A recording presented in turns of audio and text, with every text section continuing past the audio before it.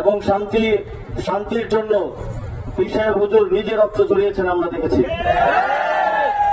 জুলাই গণঅভ্যুত্থানে যখন লাখ কোটি মানুষ আমরা রাজপথে ছিলাম, ছাত্ররা রাজপথে ছিল, প্রথম রাজনৈতিক দল হিসেবে ব্যানার নিয়ে ইসলামী আন্দোলন বাংলাদেশ আমাদের পাশে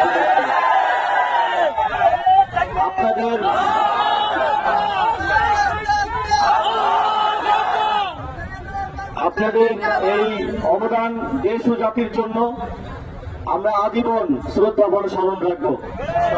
আমরা মনে করি আজকে যে আমি আপনাদের সামনে জীবিত অবস্থায় দাঁড়িয়ে আছি এবং আমার সাথে আমার সহযোদ্ধারা সেই জুলাইয়ে যেখানে আমাদের প্রায় 2 সহস্র সহযোদ্ধা শহীদ হয়েছেন সেখান থেকে বেঁচে ফিরে এসেছি, এটা ইসলামী আন্দোলন বাংলাদেশ সহ যারা সে সময় আমাদের পাশে দাঁড়িয়েছিল তাদের জন্যই সম্ভব হয়েছে।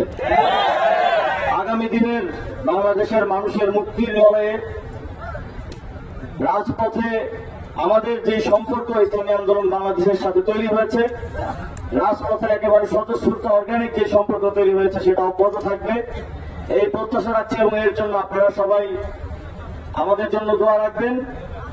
আমি সর্বোপরি আপনারা অনেক কষ্ট করছেন, এই রোদে আছেন, এই গরমের মধ্যে ইসলামের খেদমতের জন্য এসেছেন, এই মাহফিলের আমি সাফল্য কামনা করছি এবং ভবিষ্যতে যেন সফলভাবে এই মাহফিল এগিয়ে যায় এবং ইসলামী আন্দোলন বাংলাদেশের সাফল্য কামনা করে আমার বক্তব্য শেষ করছি। আসসালামু আলাইকুম ওয়া রাহমাতুল্লাহি ওয়া বারাকাতুহু।